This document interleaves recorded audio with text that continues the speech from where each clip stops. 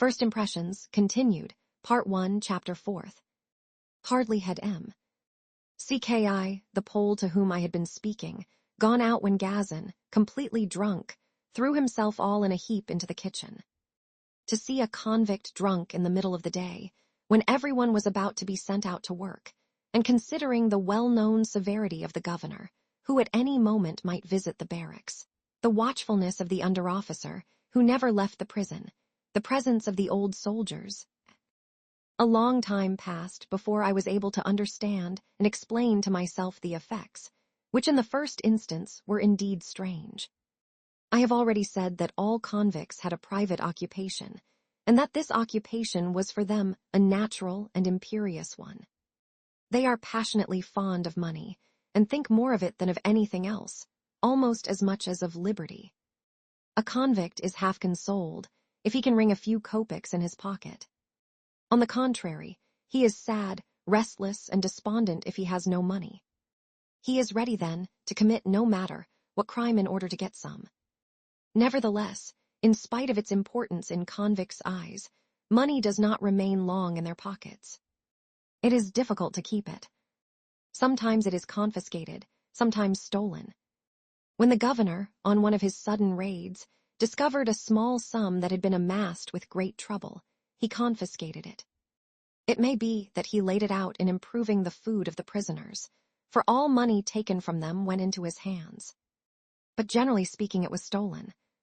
A means of preserving it was, however, discovered. An old man from Starodub, one of the old believers, took upon himself to conceal the convict's savings. I cannot resist the desire to say a few words about this man, although it will interrupt my narrative. He was about 60 years old, thin, and growing very gray. He excited my curiosity the first time I saw him, for he was not like any of the others. His look was so tranquil and mild, and I always saw with pleasure his clear and limpid eyes, surrounded by a number of little wrinkles.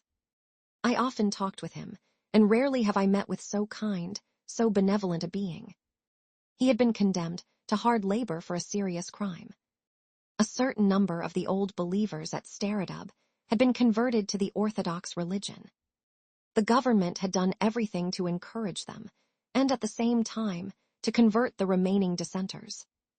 This old man and some other fanatics had resolved to defend the faith. When the Orthodox Church was being constructed in their town, they set fire to the building, and this offense had brought upon its author the sentence of deportation. This well-to-do shopkeeper, he was in trade, had left a wife and family whom he loved, and had gone off courageously into exile, believing in his ignorance that he was suffering for the faith. When one had lived some time by the side of this kind old man, one could not help asking the question, I spoke to him several times about his faith. He gave up none of his convictions, but in his answers I never noticed the slightest hatred, and yet he had destroyed a church and was far from denying it. In his view, the offense he had committed and his martyrdom were things to be proud of. There were other old believers among the convicts, Siberians for the most part, men of well-developed intelligence, and as cunning as all peasants. Dialecticians in their way, they followed blindly their law and delighted in discussing it.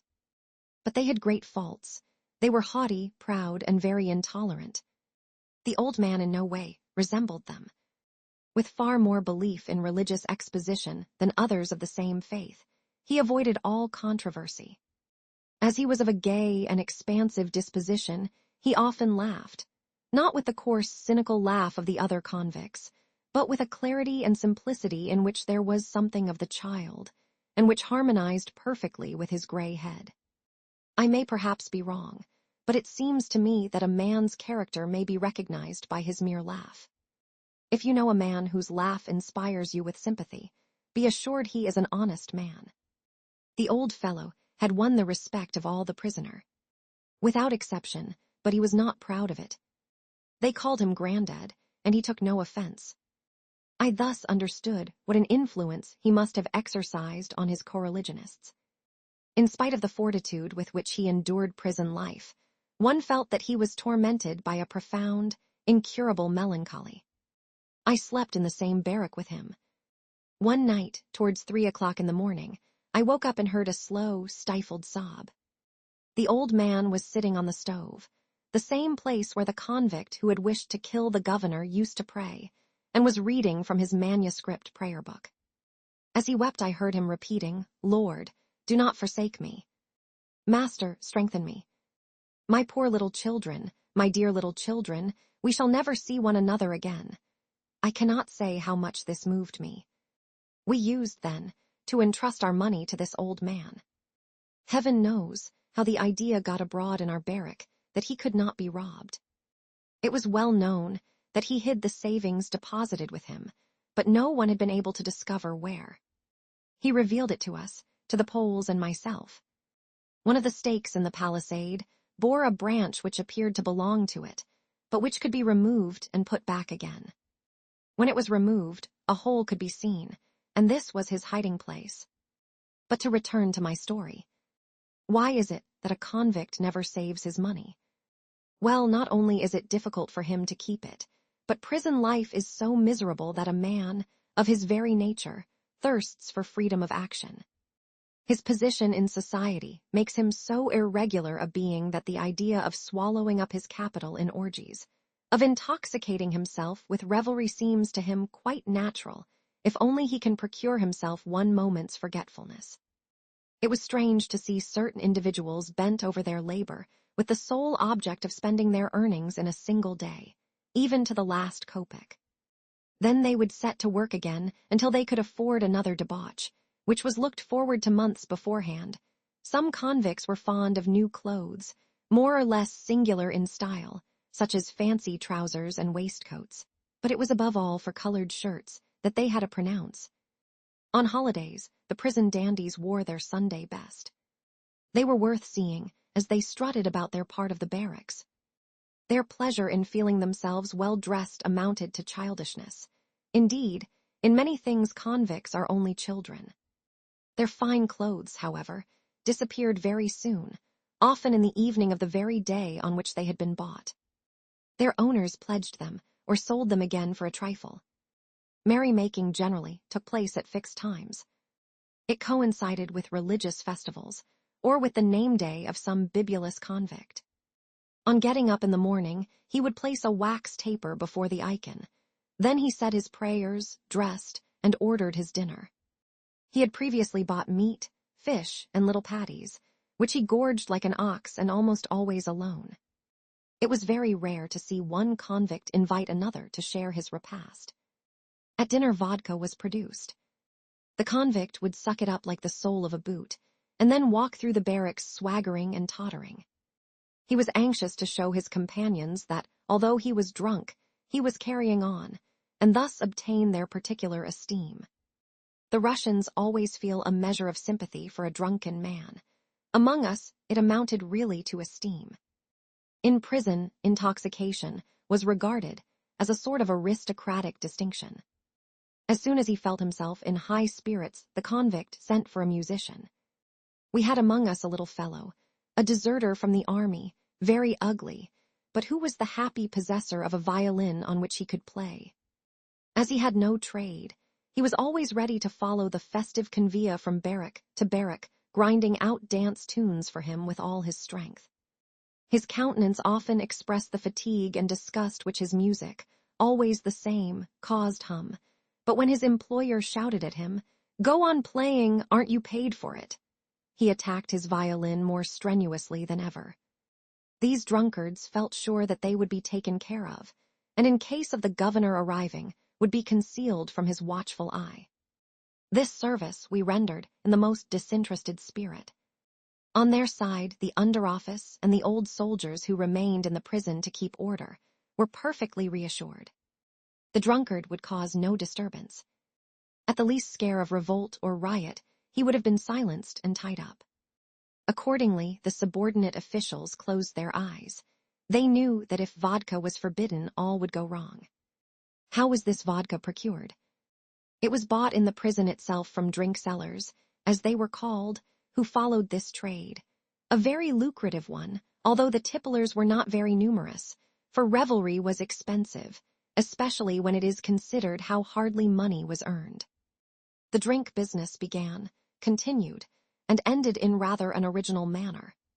A prisoner who knew no trade, who would not work, but who, nevertheless, desired to get rich quickly, made up his mind, when he possessed a little money, to buy and sell vodka.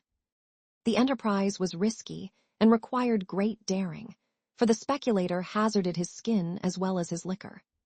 But the drink seller hesitated before no obstacles. At the outset, he brought the vodka himself to the prison and got rid of it on the most advantageous terms. He repeated this operation a second and a third time. If he had not been discovered by the officials, he now possessed a sum which enabled him to extend his business. He became a capitalist with agents and assistants. He risked much less and gained much more. Then his assistants incurred the risk instead of him. Prisons are always full of degraded types who have never learned to work, but who are endowed with skill and daring. Their only capital is their back. They often decide to put it into circulation and propose to the drink seller to introduce vodka into the barracks. There is always in the town a soldier, a shopkeeper, or some loose woman who, for a stipulated sum, quite a small one, buys vodka with the drink seller's money, hides it in a place known to the convict smuggler, near the workshop where he is employed. The person who supplies the vodka almost always tastes the precious liquid as he is carrying it to the hiding place, and never hesitates to replace what he has drunk with pure water. The purchaser may take it or leave it, but he cannot take a high hand. Rather, he thinks himself very lucky that his money has not been stolen, and that he has received some kind of vodka in exchange. The man who is to take it into the prison, to whom the drink seller has made known the hiding place, goes to the source of supply with bullocks' intestines, which have been washed and ruled with water, and which thus preserve their softness and suppleness, fills them with vodka, and rolls them round. Now all the cunning, the adroitness of this daring convict is shown. The man's honor is at stake. It is necessary for him to deceive the escort and sentry, and deceive them he will. If the carrier is artful, the escort, sometimes a mere recruit, notices nothing unusual, for the prisoner has studied him thoroughly and has artfully combined the hour and the place of meeting. If the convict, a bricklayer, for example, climbs up on a wall that he is building, the escort will certainly not climb up after him to watch his movements. Who then will see what he is about? On nearing the prison, he gets ready a piece of 15 or 20 kopecks, and waits at the gate for the corporal on guard. The corporal examines, feels, and searches each convict on his return to barracks, and then opens the gate to him. The smuggler hopes he will be too modest to search him too much in detail. But if the corporal is a cunning fellow, that is just what he will do, and in that case he finds the contraband vodka. The convict has now only one chance of salvation. He slips into the corporal's hand the coin which he holds ready, and often, thanks to this maneuver, the vodka arrives safely in the hands of the drink seller. Sometimes, however, the trick does not succeed, and it is then that the smuggler's sole capital really enters into circulation. A report is made to the governor, who sentences the unhappy culprit to a thorough flogging. As for the vodka, it is confiscated. The smuggler undergoes his punishment without betraying the speculator, not because such a denunciation would disgrace him, but because it would bring him nothing. He would be flogged all the same, and his only consolation would be that the drink seller would share his punishment. But as he needs him, he does not denounce him, although, having allowed himself to be surprised, he will receive no payment. Denunciation, however, flourishes in prison. Far from hating spies or keeping apart from them, the convicts often make friends of them. If anyone had taken it into his head to try and prove to them the baseness of betraying a fellow prisoner, no one would have understood. The former nobleman of whom I have already spoken, that cowardly and violent creature with whom I had broken off all relations immediately after my arrival in the fortress, was a friend of Fedka, the governor's body servant. He used to tell him everything that went on, all of which was naturally passed on to the servant's master. Everyone knew it, but no one thought of showing any ill will against the man, or of reproaching him with his conduct. When the vodka arrived without accident, the speculator paid the smuggler and made up his accounts. His merchandise had already cost him sufficiently dear, and in order that his profit might be greater, he diluted it still further by adding 50% water. He was then ready, and had only to wait for customers. On the first holiday, or perhaps even on a weekday, he would be approached by a convict who had been working like a Negro for many months in order to save up, kopeck by kopeck, the small sum which he was resolved to spend all at once. He had for long looked forward to days of rejoicing, dreamed of them during the endless winter nights, during his hardest labor, and the prospect had supported him under the severest trials. The dawn of this day, so impatiently awaited, has just appeared. He has some money in his pocket. It has been neither stolen from him nor confiscated. He is free to spend it. Accordingly, he takes his savings to the drink seller, who, to begin with, gives vodka which is almost pure. It has been only twice baptized. But gradually, as the bottle gets more and more empty, he fills it up with water. Accordingly, the convict pays for his vodka 5 or 6 times as much as he would in a tavern. It may be imagined how many glasses, and above all, what sums of money are required before he is drunk. However, as he has lost the habit of drinking, the little alcohol which remains in the liquid intoxicates him rapidly enough. He goes on drinking until there is nothing left. He pledges or sells all his new clothes, for the drink seller is at the same time a pawnbroker. As his personal garments are not very numerous, he next pledges the clothes supplied to him by the government.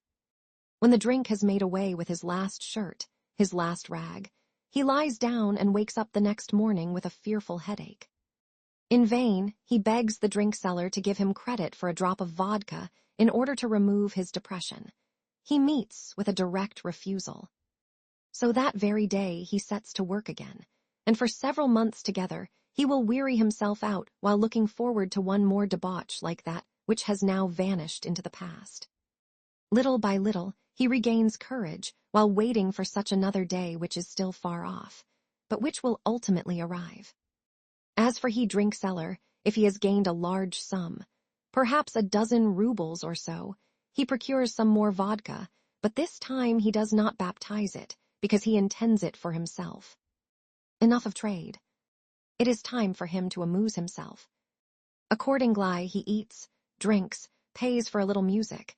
His means allow him to grease the palm of the junior officials. This festival lasts sometimes for several days. When his stock of vodka is exhausted, he goes and drinks with the other drink sellers who are waiting for him. There he swallows his last kopeck. However careful the convicts may be in watching over their companions in debauchery, it sometimes happens that the governor or the officer on guard notices what is going on. The drunkard is then dragged to the orderly room. His money is confiscated if he has any left, and he is flogged. The convict shakes himself like a beaten dog, returns to barracks, and after a few days resumes his trade as a drink seller. It sometimes happens that among the convicts there are admirers of the fair sex. For a sufficiently large sum of money, they succeed, accompanied by a soldier whom they have corrupted, in getting secretly out of the fortress into a suburb instead of going to work. There, in an apparently quiet house, a banquet is held, at which large sums of money are spent. The convict's money is not to be despised. Accordingly, the soldiers will sometimes arrange these temporary escapes beforehand, sure as they are of being generously recompensed. Generally speaking, these soldiers are themselves candidates for the convict prison. The escapades are scarcely ever discovered.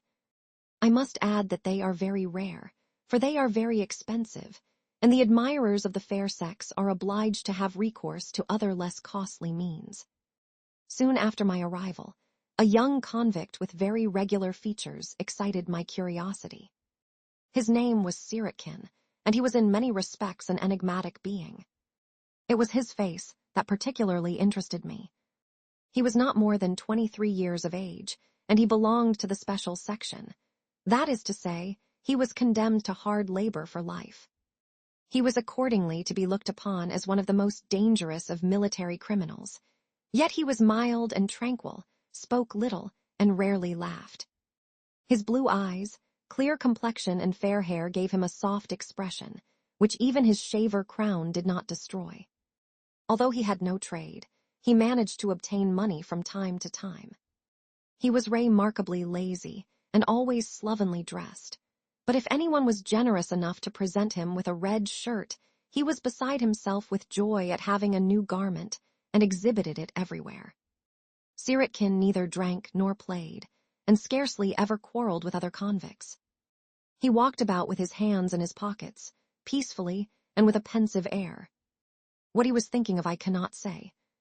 When anyone called to him and asked him a question, he answered with deference precisely, and without chattering like the others. He had in his eyes the expression of a child often. When he had money, he bought none of those things which others looked upon as indispensable. His vest might be torn, but he did not get it mended, any more than he bought himself new boots. He was particularly fond of the little white rolls, and also of gingerbread, which he would eat with the satisfaction of a child of 7. When not at work, he wandered about the barracks. When everyone else was occupied, he stood with his arms hanging at his sides. If anyone joked with him or laughed at him, which happened often enough, he turned on his heel without speaking and went elsewhere. If the pleasantry was too strong, he blushed. I often asked myself for what crime he could have been condemned to hard labor. One day, when I was ill and lying in hospital, Sirotkin was also there, stretched out on a bedstead not far from me. I struck up a conversation with him. He became animated and told me freely how he had been conscripted, how his mother had followed him in tears, and what treatment he had suffered in the army. He added that he had never been able to accustom himself to this life. Everyone was severe and angry with him about nothing. His officers were always against him. But why did they send you here, and into the special section above all, Sirotkin? Yes, Alexander Petrovitch, although I was only 1 year with the battalion, I was sent here for killing my captain, Gregory Petrovitch. I heard about that, but I did not believe it. How was it that you killed H? It's very hard at the beginning, but men get accustomed to it and end by becoming excellent soldiers. Your mother must have pampered and spoiled you. I'm sure that she fed you on gingerbread and sweet milk until you were 18. Yes, mother was very fond of me. When I left her, she looked to her bed and remained there. My life in the army was terrible, and everything went wrong from the start. I was always being punished, but why I obeyed every order. I was smart and efficient. I didn't drink or borrow money. It's all up with a man when he begins to borrow, and yet everyone around me was harsh and cruel. I sometimes hid myself in a corner and did nothing but sob.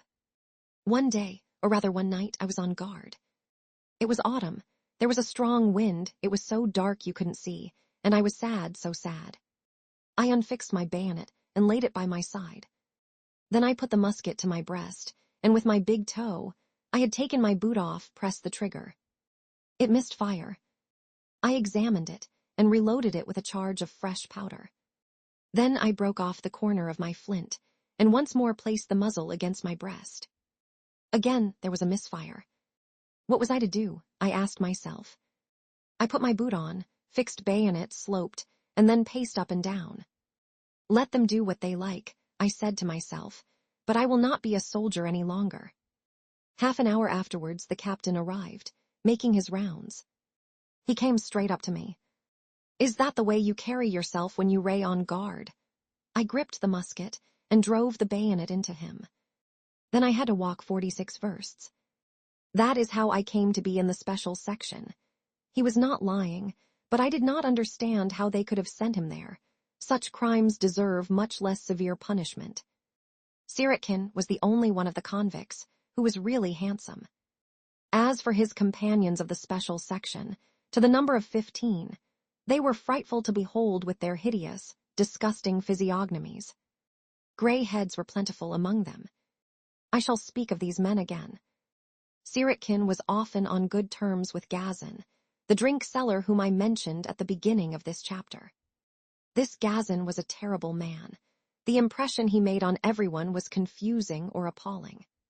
It seemed to me that a more ferocious, A more monstrous creature could not exist. Yet at Tobolsk, I had seen the notorious brigand Kamenev. Later, I saw Sokolov, the escaped convict, formerly a deserter who was a ferocious creature. Neither of them, however, filled me with so much disgust as did Gazin. I often fancied that I had before my eyes an enormous, gigantic spider the size of a man. He was a Tartar, and there was no convict so strong as he.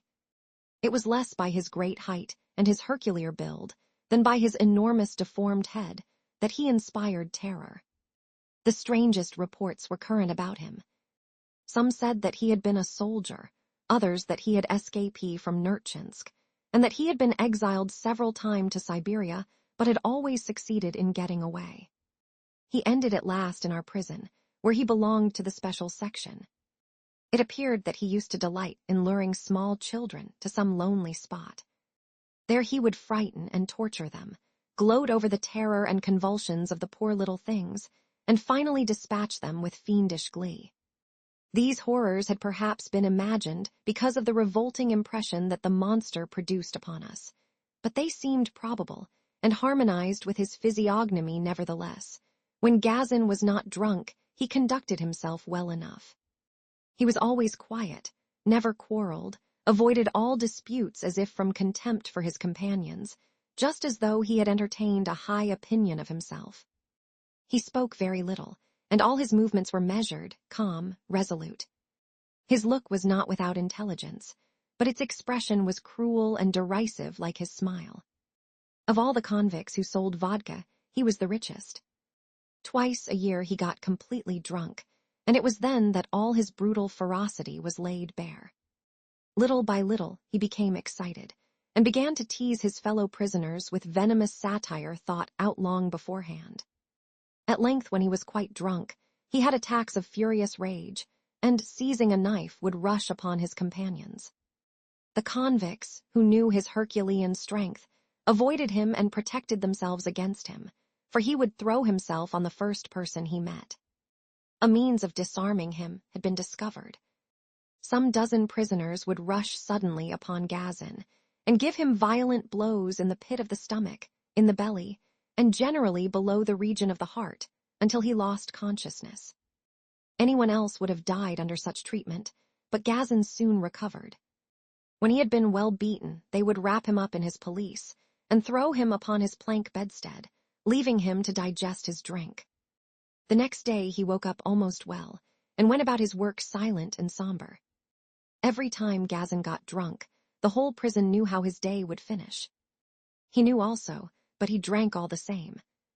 Several years passed in this way. Then it was noticed that Gazin had lost his energy, and that he was beginning to weaken. He did nothing but groan, complaining of all kinds of illness. His visits to the hospital became more and more frequent. "He is giving in," said the prisoners. On one occasion, Gazin had gone into the kitchen followed by the little fellow who scraped the violin, and whom the convicts, during their festivities, used to hire to play for them. He stopped in the middle of the hall, silently examining his companions one after another. No one breathed a word.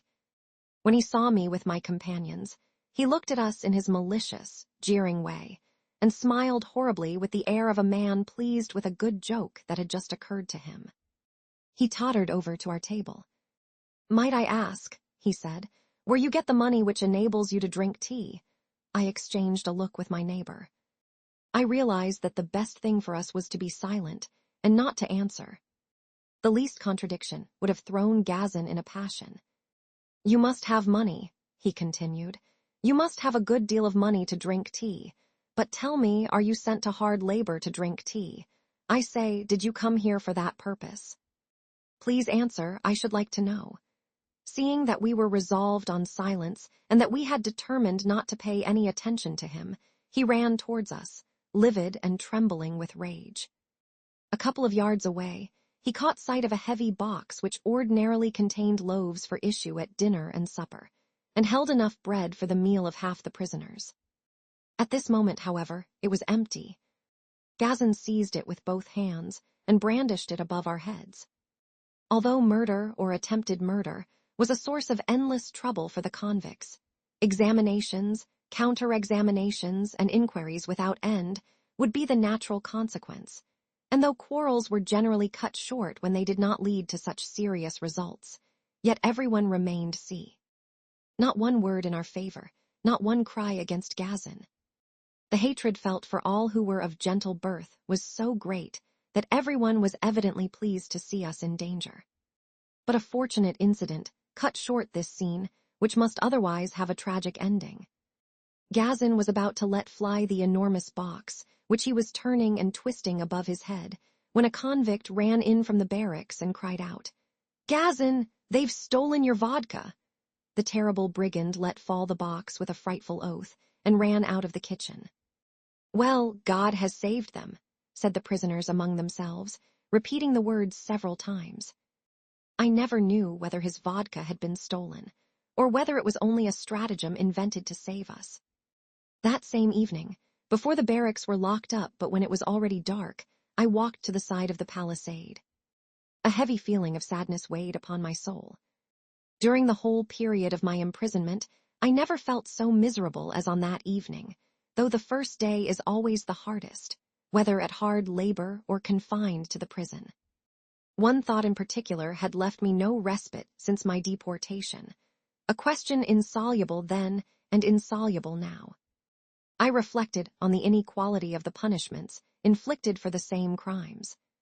Often, indeed, one crime cannot be compared even approximately with another. Two murderers kill a man under circumstances which in each case are minutely examined and weighed. They each receive the same punishment, and yet by what an abyss are their two actions separated. One has committed a murder for a trifle, for an onion. He has killed a passing yokel on the high road, and found on him no more than an onion. Well, I was sent to hard labor for killing a peasant who had nothing but an onion. Well, you're a fool. An onion is worth a kopeck. If you'd killed 100 peasants, you would have had 100 kopecks, or 1 ruble. The foregoing is a prison joke. Another criminal has killed a debauchee who was oppressing or dishonoring his wife, his sister, or his daughter. A third, a vagabond half dead with hunger and pursued by a whole band of police, was defending his liberty, his life.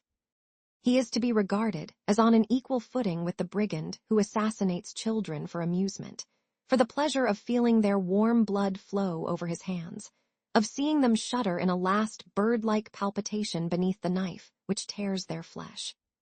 They will all alike be sent to hard labor, though the sentence will perhaps not be for the same number of years. Degrees of punishment, however, are not very numerous, whereas different kinds of crime may be reckoned by thousands. There are as many crimes as there are characters. Let us admit that it is impossible to get rid of this first inequality of punishment, that the problem is insoluble, and in the sphere of penal law, like trying to square the circle. Let all that be admitted, but even if this inequality cannot be avoided, there is another thing to be thought of, the consequences of the punishment. Here is a man who is wasting away like a candle. There is another, on the contrary, who had no idea before going into exile that there could be such a gay, such an idle life, where he would find a circle of such agreeable friends. Individuals of this latter class are to be found in every prison. Now take a man who is sensitive, cultured, and of delicate conscience. What he feels kills him more surely than the material punishment. The judgment which he himself pronounces on his crime is more pitiless than that of the most severe tribunal, the most draconian law. He lives side by side with another convict, who has not once during all his time in prison reflected on the murder he is expiating. He may even consider himself innocent. Are there not, also, poor devils who commit crimes in order to be sent to hard labor, and thus to escape from a freedom which is much more painful than confinement? So-and-so has led a miserable life. He has never, perhaps, been able to satisfy his hunger. He has worked to death in order to enrich his master. In prison, his work will be less severe, less crushing. He will eat as much as he wants, better than he could ever have hoped to eat had he remained free. On holidays, he will have meat, and fine people will give him alms, and his evening's work will bring him in some money. And then again, Is prison society to be counted for nothing? The convicts are clever, wide-awake people who are up to everything. The new arrival can scarcely conceal the admiration he feels for his companions in labor. He has seen nothing like it before, and he will consider himself in the best company possible. Is it possible that men so differently situated can feel in an equal degree the punishment inflicted? But why think about questions that are insoluble? The drum beats, and we must return to barracks.